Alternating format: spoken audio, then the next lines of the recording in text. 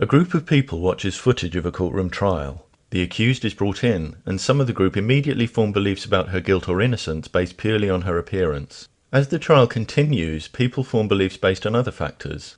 When all the evidence has been presented and closing statements have been made, several of the group, despite paying careful attention to the proceedings, still haven't formed a belief about whether the accused is guilty or not guilty.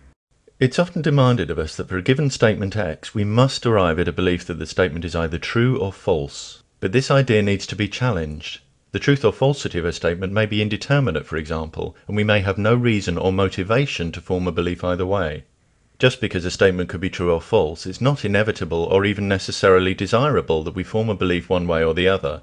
As Yale professor William Graham Sumner observed in 1906, men educated in the critical habit of thought are slow to believe. They can hold things as possible or probable in all degrees without certainty and without pain. Merely having a belief is no indicator of how carefully you've thought about something. People form superficial and false beliefs all the time. Having beliefs grants no one privileged status, nor is there any special reason for the acquisition of beliefs to be a particular goal. When scientists construct theories, for example, the aim isn't for people to form beliefs about them being true. It's to account for available data with a model that has the greatest explanatory and predictive power. There's more than one way to lack belief in someone's guilt. You may believe they're not guilty, you may not believe one way or the other. And there's more than one way to lack belief in the existence of a supreme God. You might have formed a belief that no such being exists, you might have formed no belief either way. Demanding that people believe such a being either exists or doesn't exist is a symptom of flawed black and white thinking. Non-belief either way is often confused with agnosticism, but agnosticism isn't about belief or non-belief, it concerns knowledge. An agnostic is someone who holds the view that nothing is known or can be known of the existence or nature of a proposed phenomenon, in this case a God.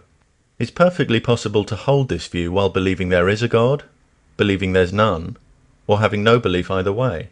Agnosticism isn't some middle ground between believing X and believing not X. It's an independent category compatible with belief or non-belief. Some people, and even certain otherwise respectable dictionaries, define atheism as the belief that there is no God with a capital G. But this definition cannot be adequate, as it would also apply to certain polytheists who believe there's no supreme God. The dominance of monotheistic religions has left many people with a tendency to forget that one God or none are not the only two options. But even with a monotheistic approach there are complications, because the word God can mean billions of different things. This is why I don't identify as a particular kind of atheist, because no subcategory of atheism reflects my attitude towards every God concept put to me. If you made the claim God exists, and by the word God you meant a single supernatural being that created our universe, I'd reject your claim as irresolvable, because no procedure available to us could reliably establish the existence or non-existence of such an unscientific entity. If, on the other hand, you meant the biblical God, I'd reject your claim not just as irresolvable, but demonstrably false. Taking just two of the many problematic qualities we're asked to accept about the biblical God, no being can be regarded as perfect if it needs to be worshipped. A perfect being would by definition have no deficiency. It would need nothing, and certainly have no use for worship. These qualities are incompatible. If there is a God, it's not the multi-self-refuting biblical God. Because my response to theistic claims differs according to the claim, and I can never know how it will differ until the particular claim is made, the category that describes me in the simplest terms is the basic atheist category of lack of belief. I lack belief in gods, and all that means is that gods don't feature among the things I believe exist. There's the most extraordinary resistance among some people to recognizing this definition of atheism.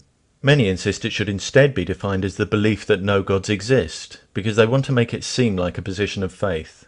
Clearly, if you feel at a disadvantage because your beliefs are faith-based and insupportable by logic or evidence, then pretending that those who lack your belief also have a faith-based position is a much easier option than facing up to the burden of proof you give yourself when you insist others believe as you do.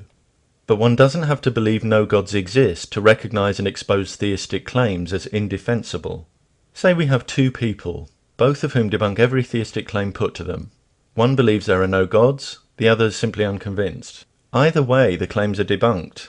Even if atheism was redefined as the belief that no gods exist, there'd still be the same non-believers outside that category dismantling theistic claims.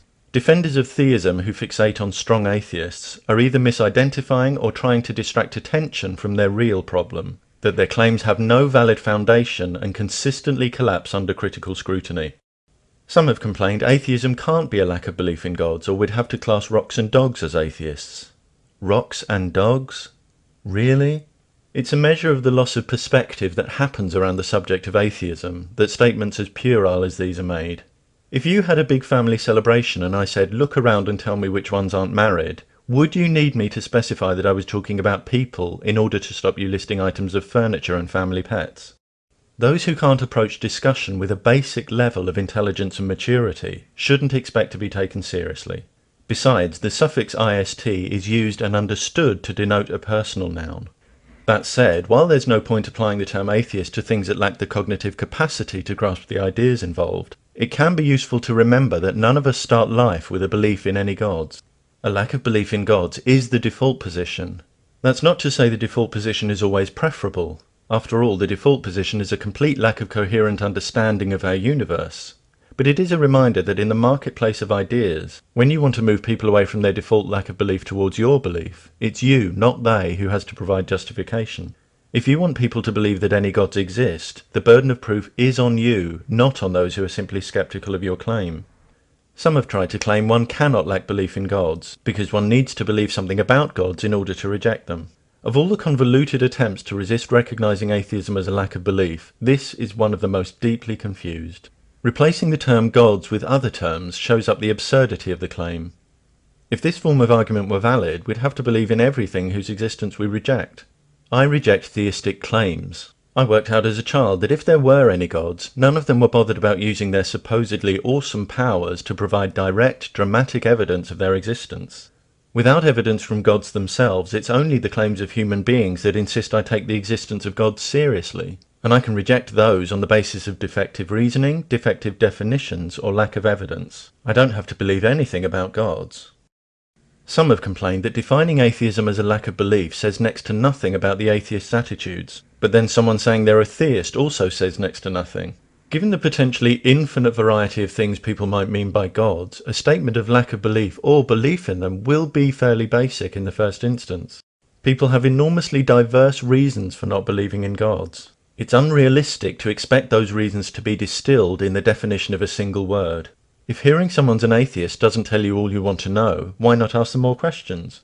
Of course, not every atheist will find another conversation about gods a worthwhile use of their time, especially if you're not the first to bring up the subject that day. Some theists who are determined for atheism to mean more than a lack of belief note how fervent some atheists are in discussion and point out that fervency doesn't just come from a lack of belief.